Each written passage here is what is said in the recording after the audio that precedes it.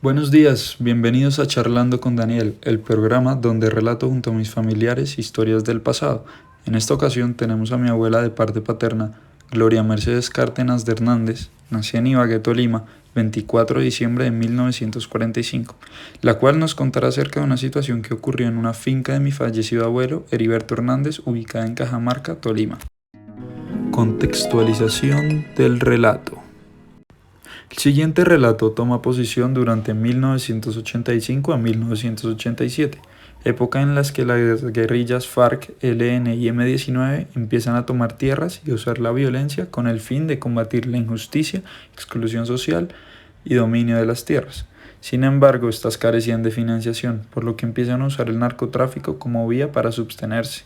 De manera que poco a poco empiezan a tomar el poder a través del miedo, extorsión, toma de tierras y cocaína, por lo que el gobierno toma la decisión de combatir esta guerra mediante la fuerza militar, ocasionando una época denominada la época del terror, donde la mayoría del campo colombiano fue utilizado como campo de batalla. Cabe resaltar que estas guerrillas se conformaron debido al Frente Nacional, periodo de 16 años donde se intercambiaban el poder político entre liberales y conservadores, dándole fin a la guerra bipartidista. Hola titita, ¿qué más? ¿Qué tal? ¿Cómo le va, Bien, Dani? bien. Titita, esta vez te llamo para preguntarte acerca de la finca que mi abuelo tenía en Cajamarca. Pues mi papá nos ha mencionado varias historias, sin embargo nunca nos contó el qué pasó con esa finca y por qué nunca hemos ido.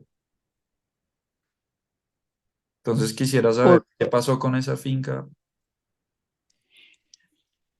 lo que pasó, porque lo que pasó es que la finca, pues, era de la familia y su papá, pues, era su abuelo era el que más estaba pendiente de la finca y el dueño, pues, de la mayoría de la finca. Entonces, los hombres, habían como cuatro casas y era o es a orilla de la carretera, para empezar en una montaña.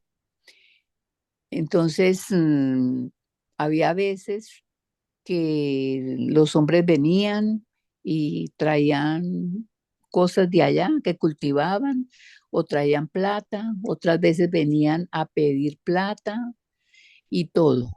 Pero el que más venía, que se llamaba Silvestre, una vez vino y contó pues que él creía que era muy peligroso que él volviera por allá. Entonces Heriberto le preguntó que por qué. Entonces le dijo que lo que pasaba era que había notado que por arriba estaba empezando a pasar la guerrilla. Y en ese tiempo era que estaban haciendo los secuestros y todo. Entonces, pues que no, que era mejor que no volviera porque pues era muy peligroso. Entonces, por eso, pues él, que era el que iba, nunca volvió ni dejó que nadie volviera por allá.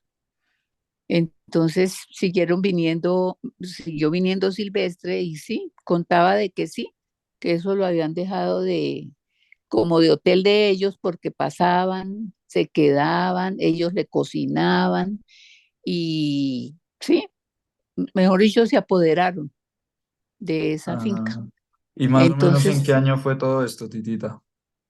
más o menos en el 85, 87 fue eso, sí. ¿Y qué personas viven hoy en día en esa finca? ¿La finca sigue vigente? ¿Qué ha pasado con esa finca?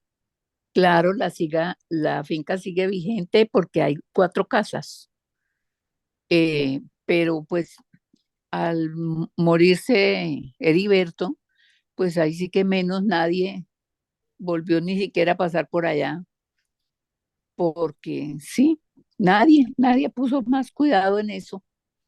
Entonces la finca quedó apoderada de ellos, se quedó apoderada de ellos.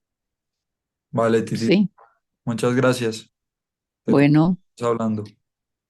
bueno, pues bueno, chao.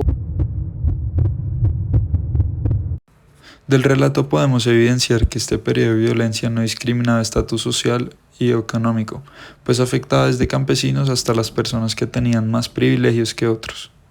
Además, tenemos varias perspectivas que nos deja el relato.